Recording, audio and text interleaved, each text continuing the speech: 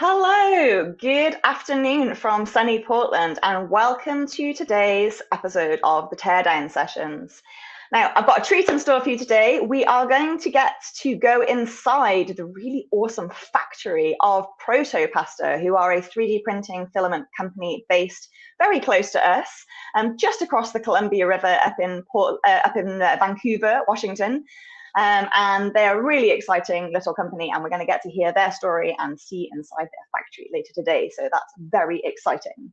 But before I do that, let me just tell you what's going on in Crowd Supply. We've got some fun things happening at the moment. So at the moment, live, we've got the Halo TDXPAH, which is the first open source 802.11ah scalable long-range Wi-Fi development platform. That's a mouthful, isn't it? But that's coming from some people, and we are doing some really exciting things there with Wi-Fi development. So please do check that out if that's something that you're interested in. Also live on Crowd Supply is the CanF Duino. For you car hackers out there, this is an essential piece of prototyping kit with a very nice and very solid case. 6 days left to support the open source work of these car hackers, so please do check that out and support them if that's your genre of interest. Also live at the moment is the Mango Pi NASA MQ, which is very exciting. If you are following the RISC-V developments, this is a great little developer kit that we're very excited to help bring to market. So if you are wanting to get on board the RISC-V development train, and why wouldn't you, you should definitely check that out. Coming soon on Crowd Supply, we have got this exciting little creature. It's the Lime SDR Mini 2.0. So many of you are probably already familiar with the Lime SDR, really brilliant product. There have been problems with the chip shortages for this company, as there have been with many, many others, but they are coming back swinging with a new design. Very excited to see what the Lime team bring to the market this time. So if you're interested in SDR, which many of you probably are, please go and check out their latest offering. Also coming soon, we've got the Hippo, which is a delightful little device. It's a tiny little e-paper display with NFC, so really great for little conference badges or signage or anything like that. Some really nice little design there. This has actually come from manufacturers of e-paper display, so it's pretty exciting to see manufacturers getting in on the open source hardware action by creating their own devices. So do check that out if you're interested in e-ink. Fun little device coming. And finally, I wanted to show one of my favorite new devices that's coming soon, the delightful Soco Rad 32. I definitely am going to buy myself one of these. This is a hackable, open source amateur radio walkie-talkie. Now, it uses a chip that's in the same, that's in many of the proprietary walkie-talkies designs. So it can communicate with standard off-the-shelf walkie-talkies, but it's also got an ESP32 on board, so you can hack it to your heart's delight. As I say, I'm definitely going to get one of these. I think I might be taking it to tour camp to chat with my friends on a walkie-talkie. Who doesn't want that? And it's also going to come with a free STL download if you want to 3D print your own casing for that. So that's what's coming soon and what's live now. I also wanted to give a quick shout out to Hardware Happy Hour Portland that I am hosting. That's the first meetup for that outdoors, I should say, will be on Tuesday. So if you are local in the Pacific Northwest and you want to hang out and have a beer or a glass of wine or a soda water, up to you, and chat with us and many other people about hardware and electronics or general geeky things, please do come along. You'd be very welcome. It's free, it's outside, vaccinations are required, so please do come along and have a nice time with us. It'd be nice to see your faces. So that's what's going on at Crowd Supply. So without further ado, I want to bring on our guest for today, who is Alex D, who is the co-founder of Protopasta. Hello, Alex. How are you doing? I'm good today. How are you? I'm doing great. Yes, doing very good. Good indeed. Very excited to see around your factory today. Yeah, Why don't there's a you lot to introduce see. yourself? There is a lot to see. That's why I invited you. So tell me a little bit about yourself and tell me a little bit about Protopasta as well, if you wouldn't mind. Yeah, well, as you can maybe see behind me, and I've got a spool here that may look familiar to you. Um, Yeah. we make 3D printer filament. I got my start in 3D printing back in 2003, working for a German company that does like $1 million machines and uses lasers to melt powder. Um, and I've found my way through a couple companies like using that technology, and then I became friends with Dustin and Aaron, other co-founders. They're brothers, and not my brother; those two are brothers. I see. um, Okay. but anyway, Dustin had an engineering services business, which is Protoplant, and him and his brother um, started tinkering with machinery to make filament and playing with different chemistries and recipes. And at that time, as their friend, I was like, "This is really cool," and like, can I be a part of this too? And they were kind enough to include me and allow me to contribute. So um, in 2013, we actually took this sort of tinkering with the access to electronics that allowed us to make our own extrusion equipment, and made our first filaments from scratch, and You made all launched. of the pieces of that machinery yourself. Yeah, actually, if you look back at our original crowdfunding video, you'll see that the machine was in like pieces, if you will. Our lathe actually provided the rotational motion with a barrel chucked up to it and a screw in it. There was like coils from like stove oven coils like wrapped around to provide heating. There was a sander, a belt sander, upside down belt sander catching the filament as it came out of the No. barrel. And then it was winding around an upside down flower pot.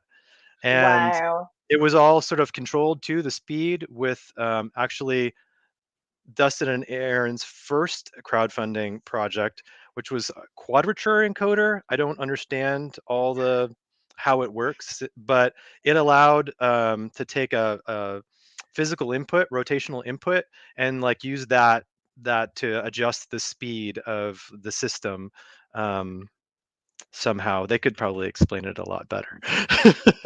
That works just right. I really like the DIY nature of your early days. It's really cool. Now, I do want to ask you to show me around, but I forgot to tell everybody about our mystery hardware box. As always, I've got a mystery hardware box full of swag and hardware to give away. There's some good stuff in it this week.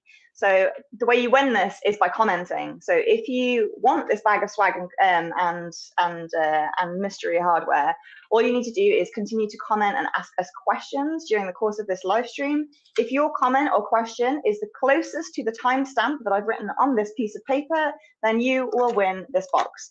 So if you would like to do that, please do comment and question, and the mystery hardware box could be yours.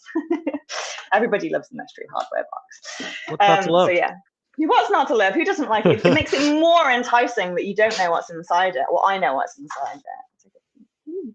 Very excited. All right, Alex. Back to you. So do you want to tell me, do you want to tell me a little bit more Protopasta, or do you want to show us around a little bit? What do you want to do first? Yeah, I could give just a little bit more, take you from give you a little bit more about the crowdfunding and take you to now, as concisely as possible. No. Take as long as you want. Take as long as you want. We're interested. So you heard about the first attempt at machinery, and that's sort of how we prototyped, or we used that setup to prototype material blends. And what we ended up with for the first Kickstarter, it was PCABS, which was like an engineering alloy, carbon fiber filled PLA, which we still have around today. Actually, the PCABS is still around too. And then our original high temperature heat treatable PLA material. And the whole focus at that point was accessible materials for engineers. What we that's evolved somewhat over the years because you might know us more for our beautiful colors and the ease of printability that comes with our materials. That's because along the way we've learned that being able to, one, get a successful result, having a good printing experience is really important. So so we continue to add a lot of different things that might process similarly, but you can enjoy for the different look. And also what's cool about doing a lot of aesthetic work is that like everyone can enjoy it, like not just the engineers. And what's really neat, I think, having come from the industrial side of 3D printing for my first 10 years, is how the desktop printers brought access to everyone. So it used to be restricted to like, the R&D labs of Nike, Boeing, Ford. Very few people were able to come into contact and experience and be creative with 3D printing. Now, like just about everyone can. I mean, there's still limitations with you have to make a file or, Yeah. but With it's with the software that's evolved around this ecosystem, that's even become easier and easier. I've seen like little children using Tinkercad and 3D printing right, things. Like it's extremely accessible. I mean, obviously you have to have access to the technology, but if you're lucky enough to live somewhere that has a library or a makerspace, right. that's Or you have a that's dad who even works at a filament accessible. company. Or you do My, that, yeah, my, yeah, my yeah. I feel 10-year-old like has that's been everybody's experience, yeah, though. my 10-year-old's been tinker-cadding for years and like, oh, Dad, can we print this? Can we print that? Yeah. She at 3 was like putting Legos together to make a printer and filament out of Legos. So she has a Wow. little different experience. Very cool. Well, actually, I first came across Protopasta through your conductive filament. Yeah, That was my first exposure to you. And that was a awesome. Kickstarter campaign as well, wasn't it? I believe. It was a follow-up to our original like first 3 materials, sort of like launching the Protopasta brand. Interesting. A year later, we Mm, kickstarted the conductive, yeah, yeah. and it's We're a not. hit. It's We can't be mad at you. That was 3D printing filament, not open source hardware. yeah, yeah, yeah, and it was at a time when it was like printers were really popular, and we're like, okay, Mm. but no one's doing cool stuff in filament. We should. So Yeah, it is really cool. That it really made me take notice that you're doing some really interesting things. Um, and I'm hoping you're going to show us some of those interesting things as well. And I know I brought, because I actually went along to the Protopasta filament factory a month ago or so with a bunch of other people, and I made my yeah, own filament, which was that factory tour made me kind of want you on my live stream because it was such an interesting process that I'd never really thought about how 3D printing filament gets made. So I thought people would be interested. But yeah, some really exciting. Well, we'll talk about that later, I'm sure. yeah, Like it's awesome. yeah, yeah. And There's some and really fun and experimental stuff that y'all are doing. and the whole just a quick bit about the workshop. And like for me, I don't know how to make the machines like Dustin and Aaron do and make those work, the hardware, software, firmware to like extrude filament. But I've found it really special and really like enabling to like have the machinery exist and have the access to it. Just like the access to a 3D printer, gives Mm, you all this creative potential. Like having access to filament extruders, like gives me all this creative potential. And it's just been like taking it to another level to like enable other folks like yourself, like sharing the ability to do that and like mm. getting more creative together because um it's just I think the creativity of the crowd, if you will, is like just so much more powerful than like one individual. Oh, So fully agree. I fully agree. I fully agree. I just wanted to take a second to say hello to some of the people who've joined us. So Straith from Great Scott Gadgets is in the house. Hello, Straith. It's always really, really nice to see you. And she always says that she loves the mystery hardware box. So do I. It's fun. And Drew Festini's here as well. So hello, Drew, joining us from just south of the Columbia River, keeping it local today. And Greg Swenson's here, cheekily asking, "What time did you write on that slip of paper? You wanted questions." Well, that would be a spoiler, Greg. So we're not going to tell you that. But thank you for joining us. Do stay long. Straight's got a question here. She says, "How did you come up with the name Protopasta? Is there a story behind that?" yeah, that's one of my shorter stories though. Tell me, tell us, So share. the company is Protoplant, and the filament looks like a noodle. So Protopasta. There you go. Okay, so it was a derivative of protoplant, and protoplant was like prototype factory? What was the proto plant thing? Yeah, I mean it's the name that Dustin had for the business when he was just doing engineering services before Protopasta, and Oh, so it had nothing to do with 3D printing before. So proto plant was no, not so originally yeah, 3D printing. so a little bit more background before I joined Protoplant, Mm. and as part of like their first product, Protopasta, Dustin.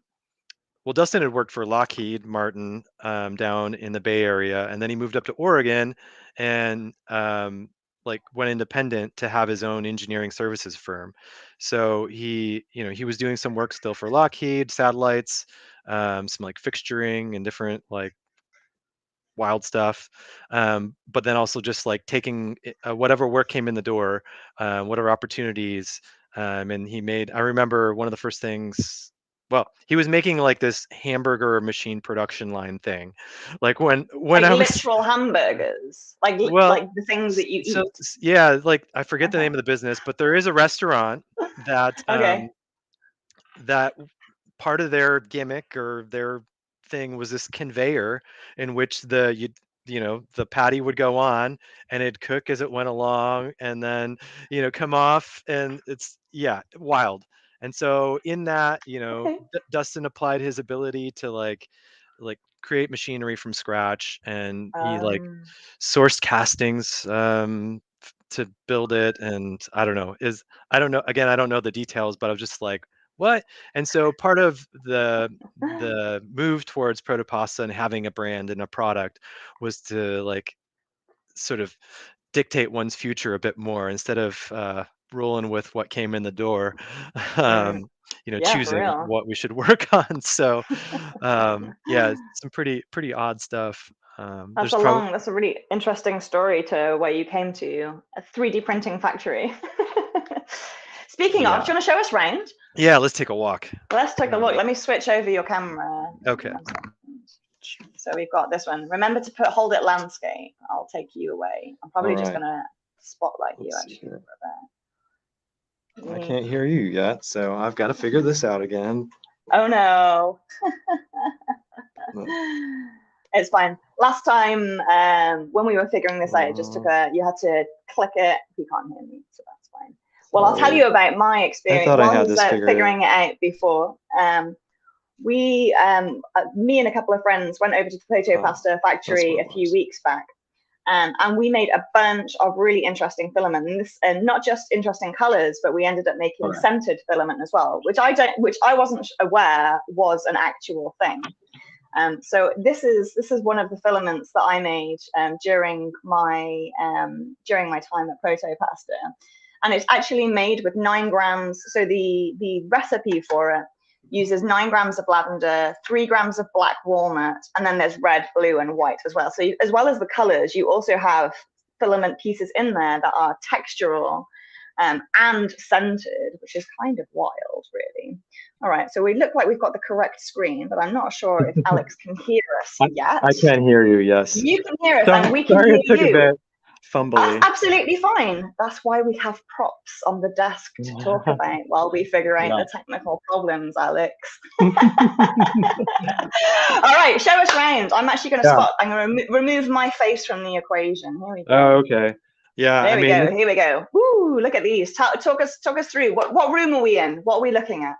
Yeah, we're hanging out here. This was what was behind me in our like printer room. So we keep a variety of printers around, popular ones, so that we can make an experience and make sure that we're getting the experience with our material that we want our customers to get. There's some various filaments around. If I spin around here, there's some other ones. It's like this is kind of also my like color development room sometimes. That's for inspiration. The color mixing guide. Nice. So this is like the testing room. This is like after the filament is created, this is where you test it out on the various machines that exist in the marketplace and experiment with color. Okay, cool. Yeah, and what's nice is that we can, well, for a call, I can close the door, or if the printers are humming along, we can close the door, and in the rest of the office, not have to listen to them. So you have to well, we're not as messy as we have been in other parts of the pandemic, but you know, things aren't so tidy. But this is our office space here. I'll just kind of spin around. Heidi can wave and say hi. Hi, Heidi. um, so we've got some things set up. We're not used to having visitors so much, so we can be a little bit sloppy. It We've got a looks little fine, don't photo worry. set You up. should see my office. Your little photo studio, nice. And then Yeah, you've yeah. got a bunch of, I like some of these prints that you've made. Yeah, I think this is like a little interesting area. There's two here. Like this is all just our 5 different metal filaments. For example, in the back here, that's all copper, just with different finishes, which I think Oh, is just interesting. really kind of eye-opening to see And that the talk me this through is some one of the material. different finishes, because like I've done some 3D printing, and to be honest with you, like finishing off my 3D prints, I'm always, you know, a little bit like, oh, what's the right thing to do? So you've got so this top row here is all the same color filament. You've just applied different techniques to finish it. Is that correct? Yeah, I mean this is our metal like powder filled filament, so this has copper powder in it, and so Oh, this is is this what it looks. sintered? It's not Or sintered. okay, Yeah, and there isn't enough metal in it for the application of sintering. We just interesting. leave it like it looks like copper, but it's 60% copper by weight and the rest of the plastic, and we just Oh, leave the plastic in there. But with that interesting. level of metal, you can use a wire brush, get a brushed finish. Oh, You can do some different tumbling here. In this one, I polished the high points further and um, darkened the low points, the valleys, to get more contrast. wow. But it looks like real metal, right? I mean, It you can see actually some does. It reflection looks in there. very, I've not seen that kind of finish. That's really interesting.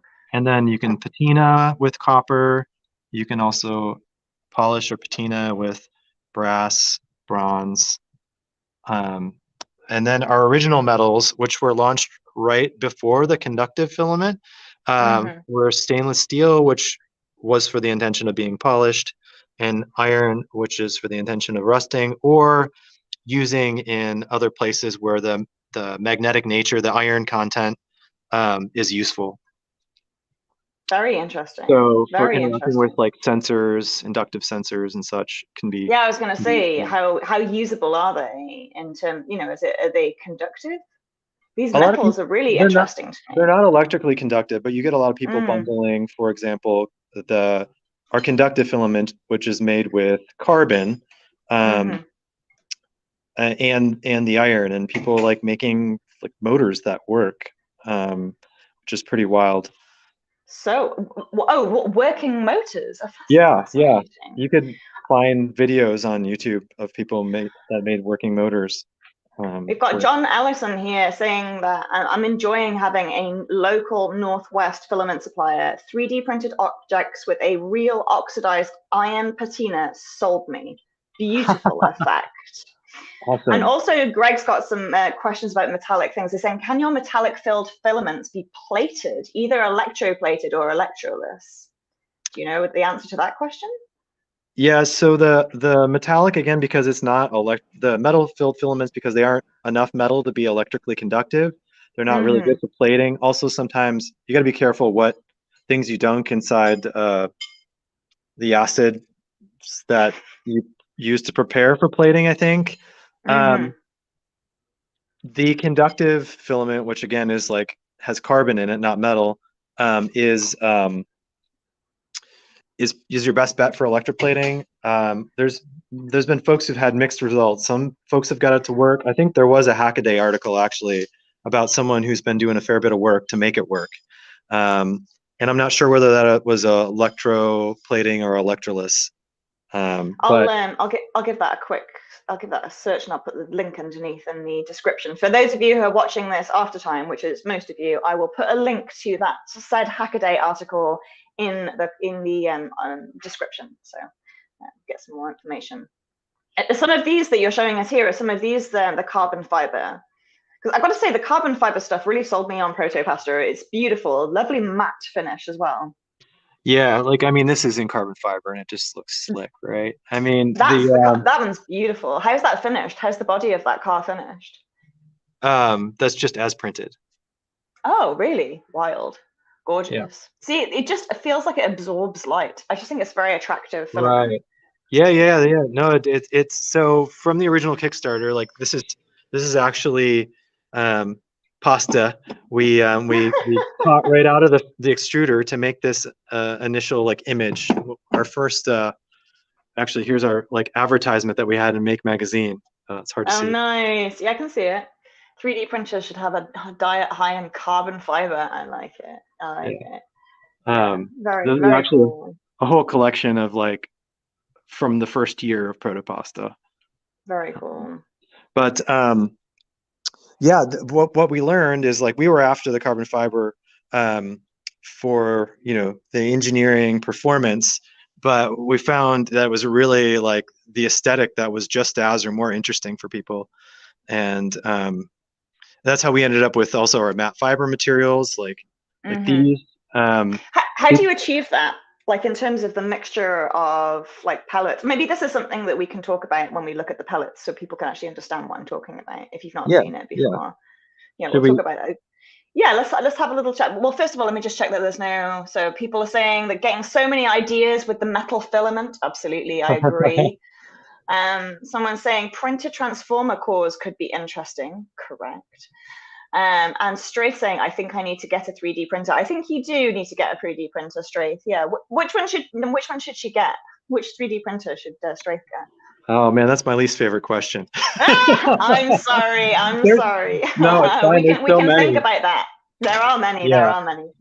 And we've also got a comment from Miguel saying, I love the matte fiber. It prints so clean, low to no layer lines are meant to that. I totally agree with you. Yeah, absolutely. And also, hello.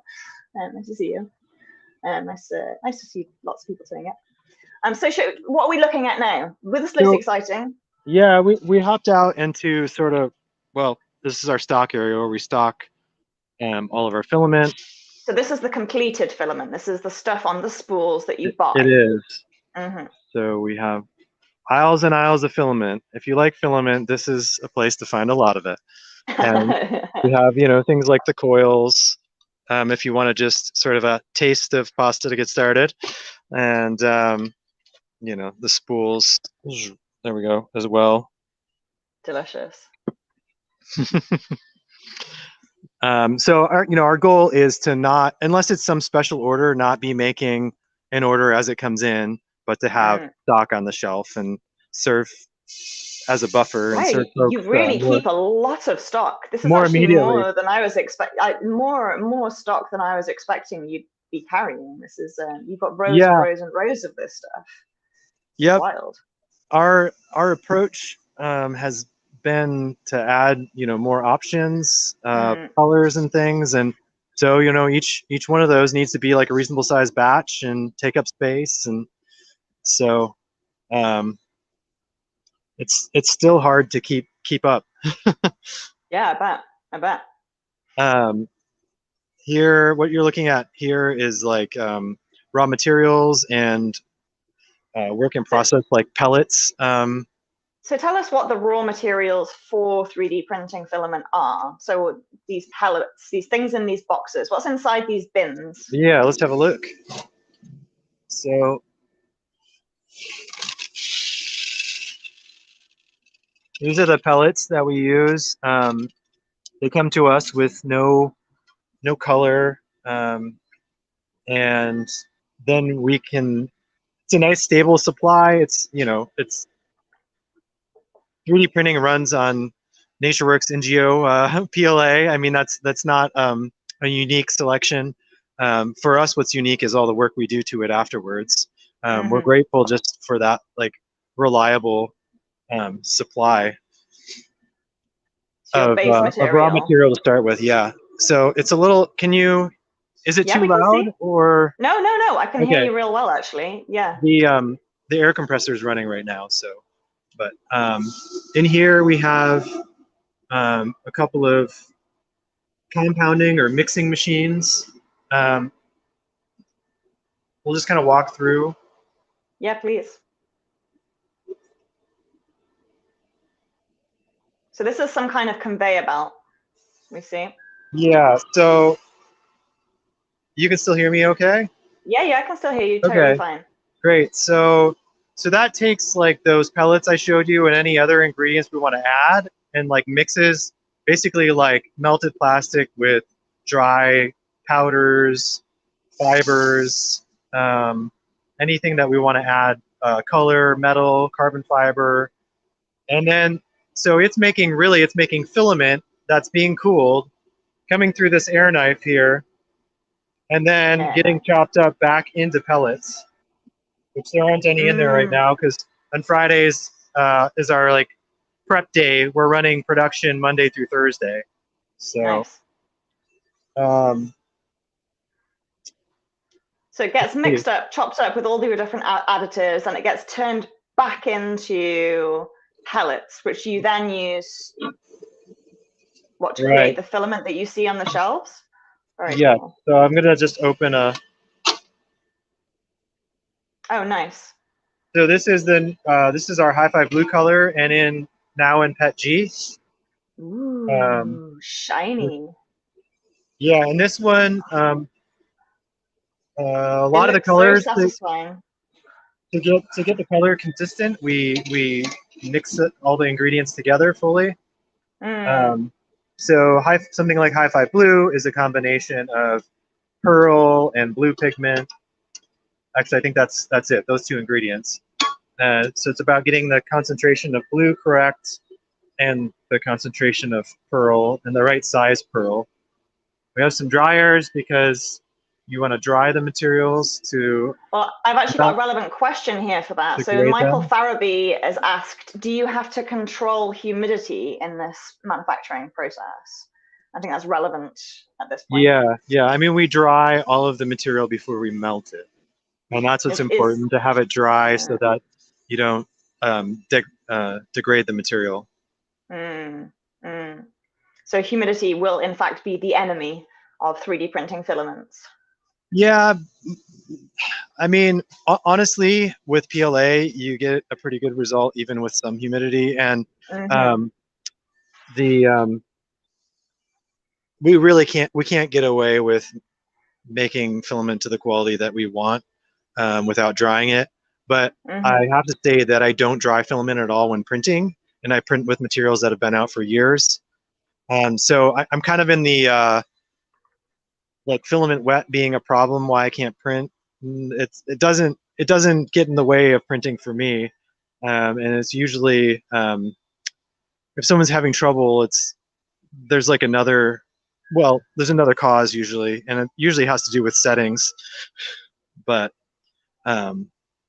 anyway, here's what you're looking at now is our extruders that we do make and have evolved over the years versus compared to what I was mentioning earlier from our original Kickstarter.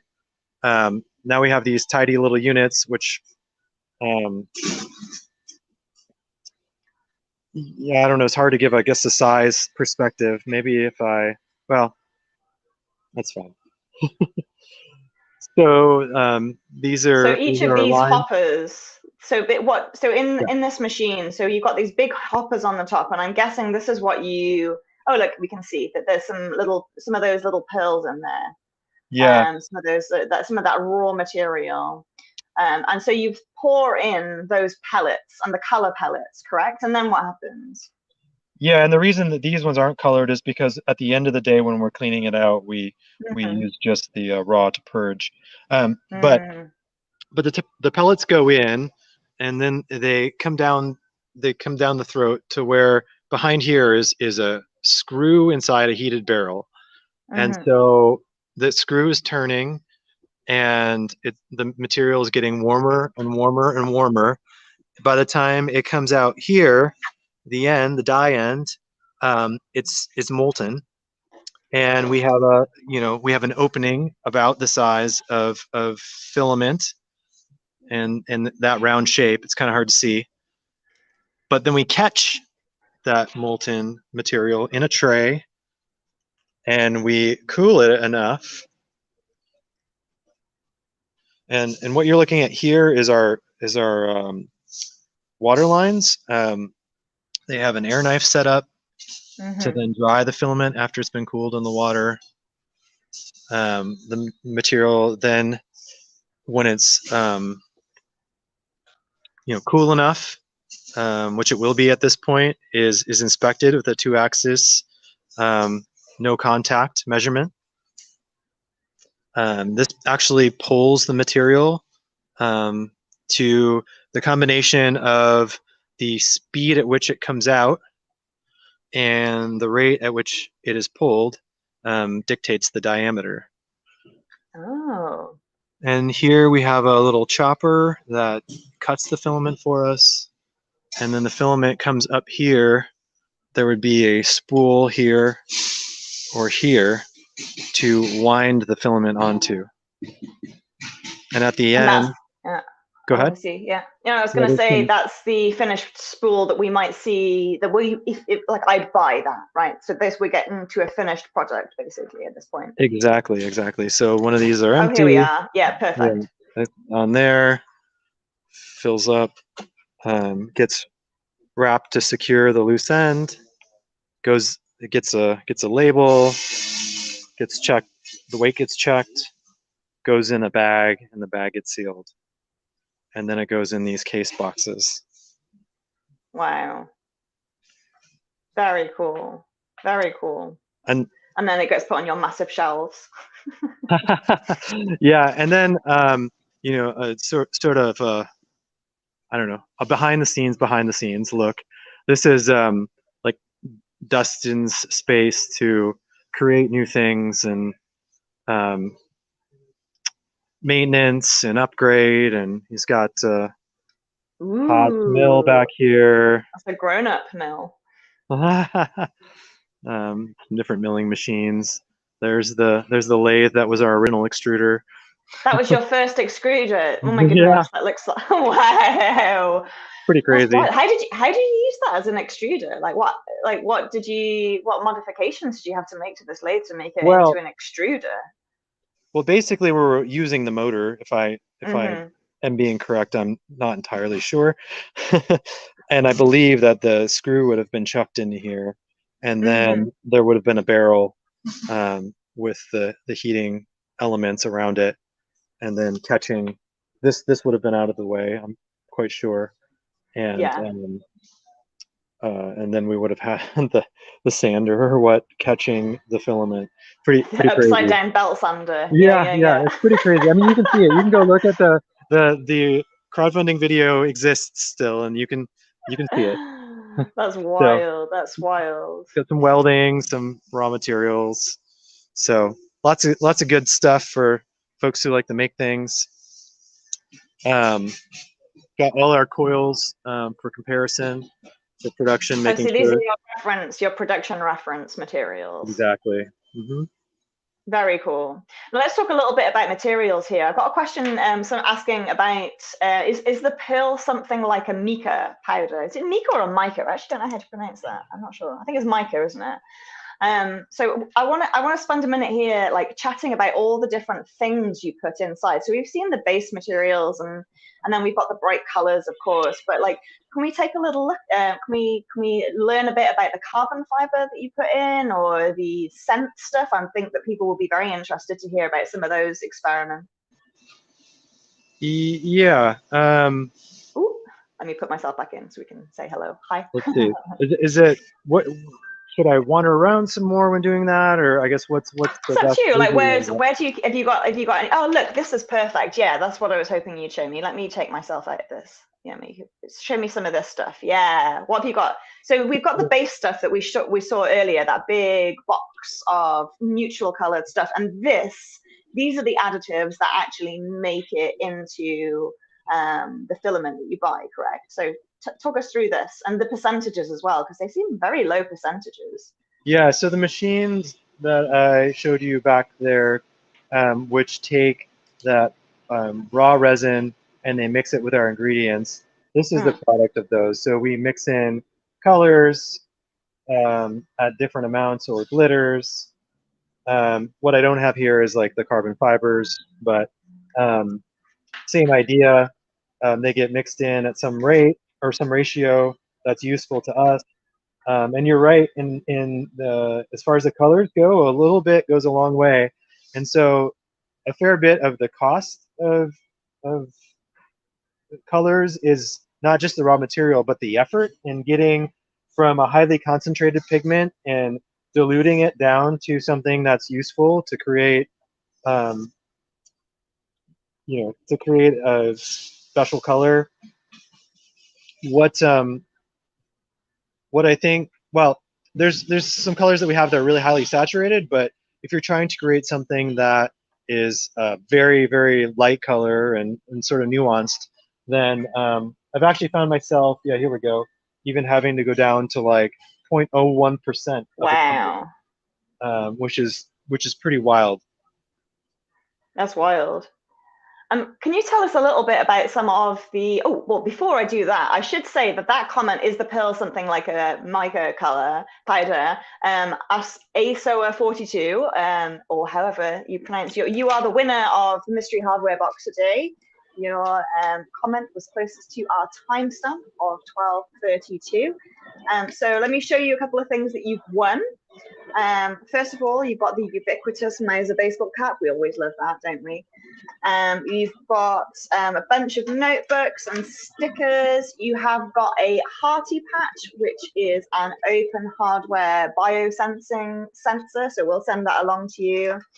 We've also got a little laser cut toy called Bandinami. All you have to do is add elastic bands and you can make cute little spaces for that.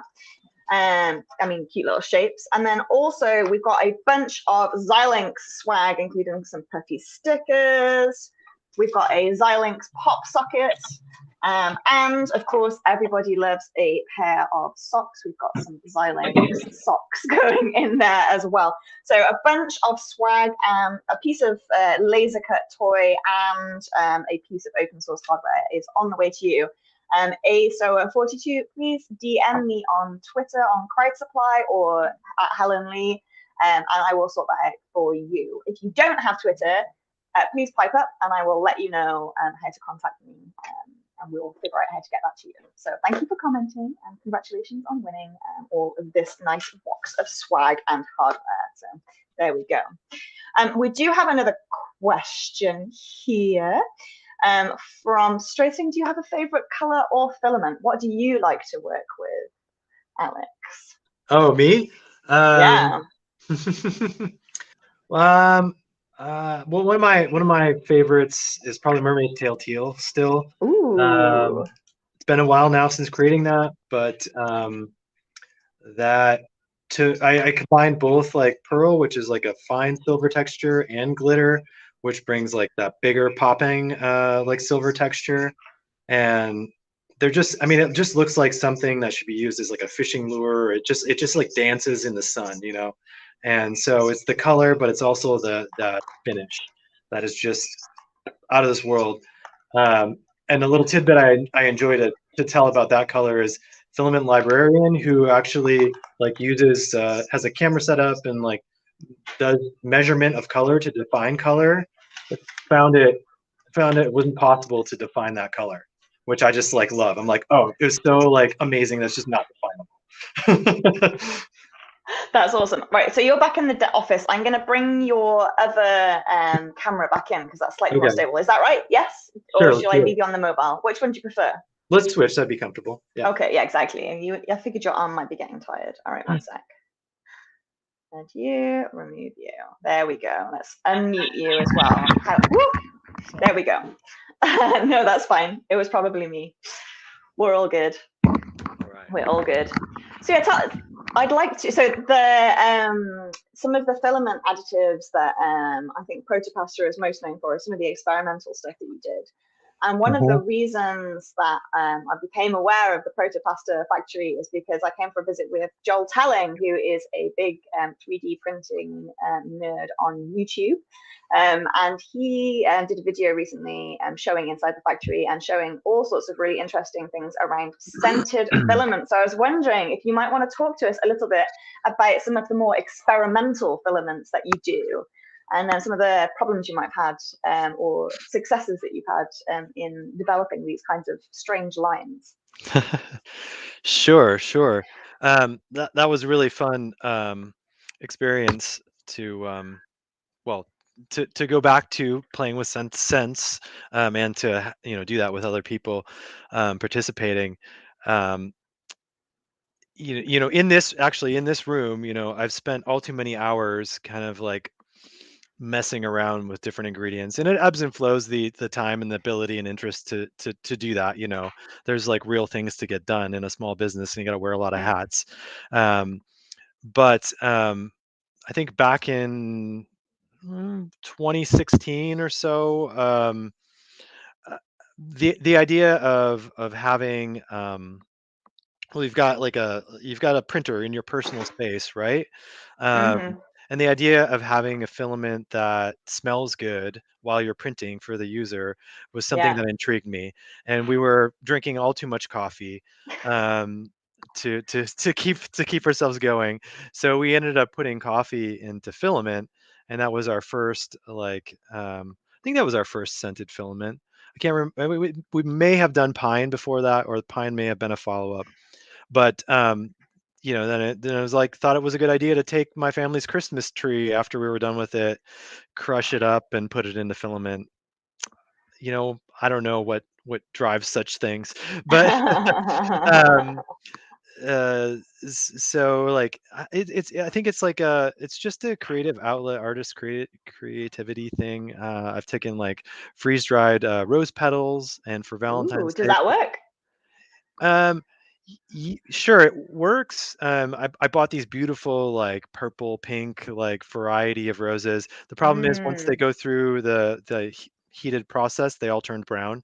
So in the end, Of I course. ended up trying to add some color back to give it like an essence of rose somehow. But it also didn't smell like rose, but it smelled Mm. sweet and pleasing. Um, so can't Yeah, really complain. the lavender actually does smell of lavender when I print it. It doesn't smell like lavender when it's on the Yeah, roll. yeah. Um, And that's the first thing everyone asks. "Oh, but will it smell when it's, not heated?" I'm like, no." Not really. I mean, there's We did. something. It doesn't smell like ordinary PLA. It smells slightly earthy. Might be the black walnut actually that smells quite earthy. But when I printed with this, it does actually smell of lavender. It smells sweet. It's quite Yeah. peculiar. It is quite peculiar. Yeah, yeah. Um, we did once try to put more of a industrial scent, I guess, Mm. additive, which we'd hoped, would last even when the plastic was cool. And once was enough to try that because What happened? we got this pine like powder. Mm. It basically smelled like really really strong detergent. Um, and it just the process got all mucked up, and just then we ended up having to vacuum out all a bunch of this raw material, and all that did of course is like make both the vacuum and then all the air in which it was like reatomized into just stink like laundry detergent, like stronger than you've ever wanted to smell. Mm. So Not delicious. no, it wasn't pleasant at all. We No. eventually had to throw away that shop vac because Oh, there was no way to really? get the smell out of it. So odors can be wonderful and odors can be terrible. I can imagine that. I can imagine that. Now, let's talk a little bit about matte fiber as well, because that's something that you do really, really well. How do you achieve, like, what do you put in your filament to get the different sheens? So you've got Yeah. the pearl one that we talked about, which is slightly pearly, slightly glittery. You've got the plain stuff. You've got the glittery stuff. Yeah. What do you do to get it to make it look nice and matte? Yeah, yeah. I mean, fibers are the key. We Mm, we liked the finish of carbon fiber, but mm. you can get carbon fiber in black or black if you like. Yeah, yeah, um, yeah. so we looked for a neutral base Mm. that might give the same textural like in gloss reduction, and we ended up with a cellulose fiber, Oh, so you're basically actually like a using a different plant base. fiber. Yep. from that from the filament that you showed us earlier. So you're using a different base entirely for that. Yeah, I mean it's the same resin, but we have to add a lot of this plant fiber to get that effect. Interesting. And then we can still add color, and what we do. The point of it was to start from a neutral base. It's comparable to a wood filament in a way,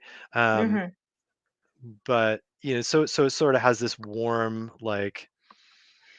It has a warmth to it because it's this natural product that sort of is not bleached white. It's like it's just kind of off white. Interesting. But yeah, that's really cool. I like all of your finishings are really interesting. Now, I mean, obviously it's been the pandemic times, but you can actually, correct me if I'm wrong, but like not during pandemic times, you can actually go and do a workshop at Protopasta. Am I getting that right? Like you can go into the factories and like make your own filament. Do you plan on doing that again in the future? Yeah, we were just talking about, Yeah. is this the time to do What, this, start planning again? Why don't you tell people a little bit about the workshop tour first, and then we can decide, and so people know what we're talking about. So what if someone comes along, what happens? Right. So well,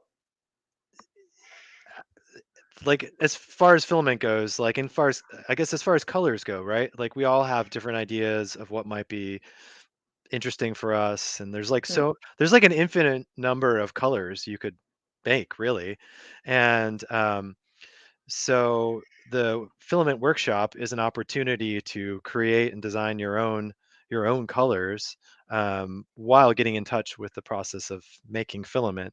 So we have folks in, we take them through on a tour, somewhat like we just did together.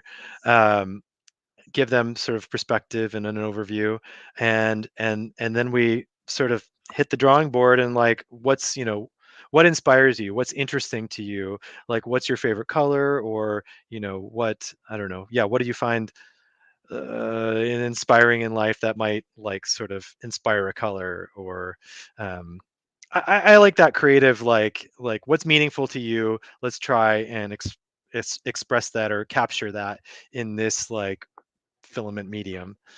Yeah, I first found out that you started doing stuff like this because Amy Double D went along to Protopasta and did something. She's got this. You still sell it? Is that correct? You still sell her color?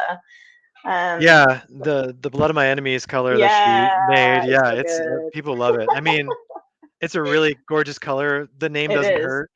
No, And it's a Amy's great name. enthusiasm anytime it's Yeah. shared. I mean, she's just great energy. So That's really um fun. yeah. It's a great it's Is that the only time that you've taken a workshop filament and that's made it onto your main roster? no, prior to the last couple years, like we have a filament subscription as well. Oh, you So do? we do.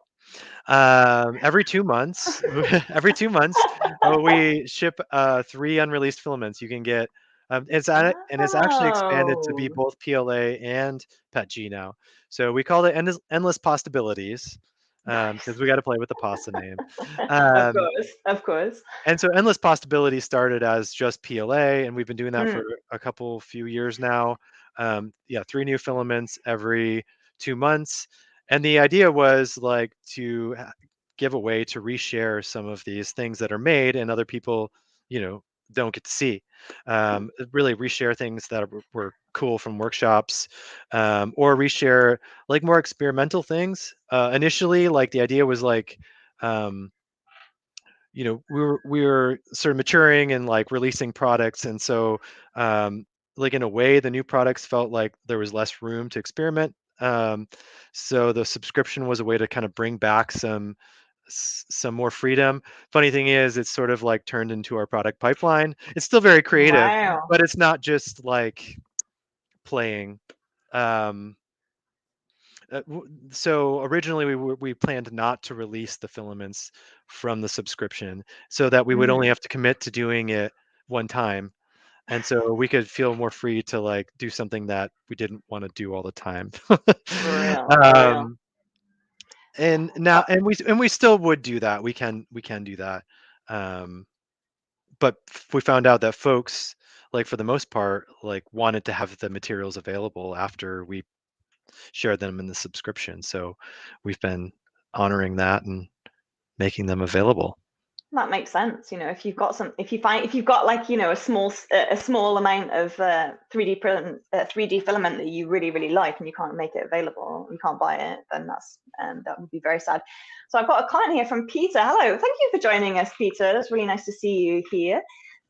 Who's a crowd supply creator and all-around open hardware badass is Peter. Also reasonably local as well. So he's just saying that he's a massive fan of Amy's Blood of My Enemies color. I know so many people. He said, I bought extra reels of it just in case. And a translucent deep color is great. I fully agree, Peter. Like, it's one of my favorite 3D printing filament colors, which is unusual for me because I'm normally like carbon fiber. I enjoy black and more black. I like that's why I love your conductive. You're not alone. Like black is anything black is going to be our most popular of a line of colors. I mean, oh really? Yeah. Black is just. Is that the most color? What are the most popular colors that you sell? Black and more black. Yeah, I mean, carbon fiber is very popular. Conductive is very popular. Any variant that's black, the black matte fiber, even though we did the matte fiber to be able to do colors, still the black matte fiber is the most popular. What's cool, one little nuance difference that is kind of interesting between matte fiber and carbon fiber is that the matte fiber isn't abrasive in the same way that the carbon fiber is. So if you didn't want to mess around with like special nozzles or something, like you might reach for the matte fiber black instead of carbon fiber. But yeah, the Empire Strikes Black. Oh my goodness. The puns in 3D printing, they just never stop coming. And I can't, bad jokes. I don't know. It's just like it's a gift and a curse. It is. You're right. Oh, I think we all love it here. I'm sorry. You're welcome. Like usually have to be in the same. Like. Yeah. Deepest apologies, but I'm not really sorry for all those things.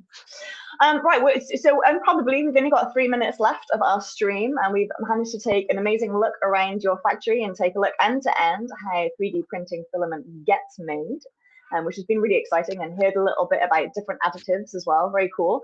Are there any thoughts you'd like to leave us with, or anything you'd like to plug, or any kind of community events that you want to give a shout out to? Now is the time, Alex.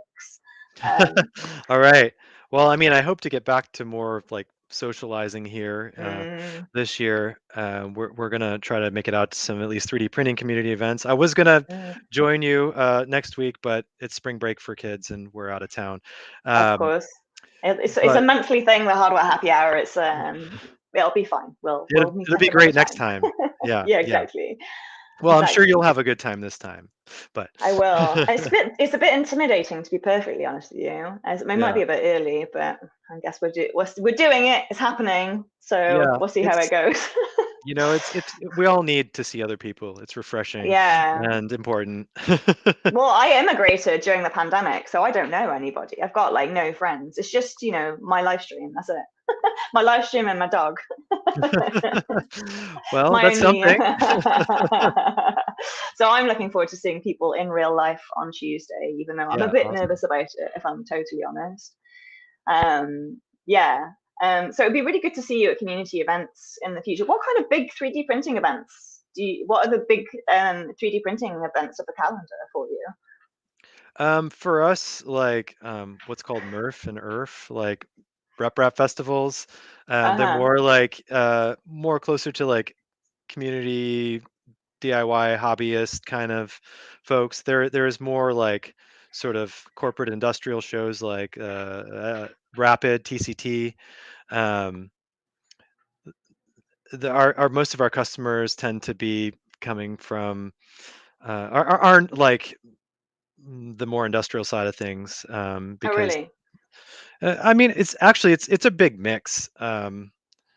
we have small businesses that have print farms and products based upon Mm, using Protopasta, and we have people who are like, just wanted to buy one coil to make a print with their child or something at home, or it runs the gamut. And other businesses that rely on the fact that we've been able to deliver like uninterrupted supply over the last couple of years. So it's been yeah, great to for also real. be there for businesses during these challenging like supply times. So Yeah, it's always um, exciting to do that. That's true. I've got a few comments I wanted to bring up before we left. Peter is saying normally a fan of the color black in filaments as well, so that's agreeing with me there. And we've got Lixie Labs who turned up today. Really nice to see. Lixie Labs are the people behind the Pixie Chroma, which is this really awesome like chainable RGB individually addressable matrix thing. So you should check that out all if you don't right, know them. They're really cool. They're actually on our show last week as well. excellent. Michael says, thank you. This was great. Thank you for joining us, Michael. Thanks, Michael. Peter says, great tour. Thanks for showing it off. I cannot wait to visit you guys when it becomes possible. Yes, Protopasta barbecue party. Yeah. When? make Yes. sure you go to our website and Yeah. sign up for our newsletter so you get the Oh, yes. emails that are like, hey, we're actually getting together, like, would you like to get together too? Yeah, well, if you just so you know, like we can put that in our newsletter. If you've got like an event coming up, let me know, and we can put it in the Creative Okay, Fly yeah. newsletter as well. So yeah, don't be afraid, and I can share on social as well. Peter Excellent. taking exception to the fact that I've said I've got no friends, saying, "Oh, come on, Helen, you know, yeah, but you live really far away down in Siphon, Oregon, not next door to me in Portland." But yes, you're right. Miguel says, thank you for doing this. Super cool seeing how the pasta is made. I agree. I mean, it's not strict, it's not open source hardware, but I thought the people who watch the Teardown sessions would be interested to see inside a small, medium manufacturing facility. It's all part of the same world. So I'm glad you enjoyed it. Liz from Blitz City DIY has shown up. It's always really awesome to see you. Thank you for turning up, Liz, and hello back. Peter says, I love that I am buying my filament from a place so close by. Plus, it's a great project. Thanks. Nice. I agree. It's nice to buy something locally, and I agree it's a great project. I'm stumbling over people's names today. I don't know what's happening with me. Christopher James says, thank you for the great informative show. I agree. Thank you so much for showing us around lots of things. And Peter says, any kind of manufacturing is fascinating.